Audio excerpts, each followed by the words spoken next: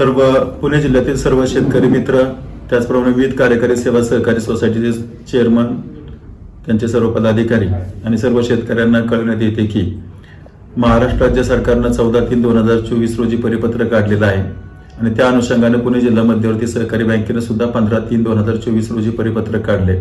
त्या अनुषंगाने ज्या शेतकऱ्यांनी पीक कर्ज घेतलेलं असेल त्यांनी घेतलेलं पीक कर्ज 31 मार्च पर्यंत किंवा ड्यू डेट पर्यंत त्यांनी जेवढं कर्ज घेतले तेवढ्याच कर्जाची रक्कम त्या ठिकाणी भरावी।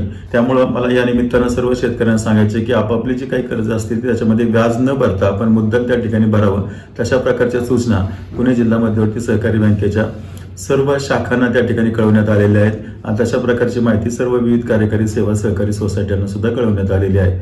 आपणा सर्वांच्या माहितीसाठी हे त्या ठिकाणी नोटीस आणि ही तुमच्या माहितीसाठी आणून देण्यासाठी मी या ठिकाणी आपणा सर्वांशी संवाद साधत आहे। धन्यवाद।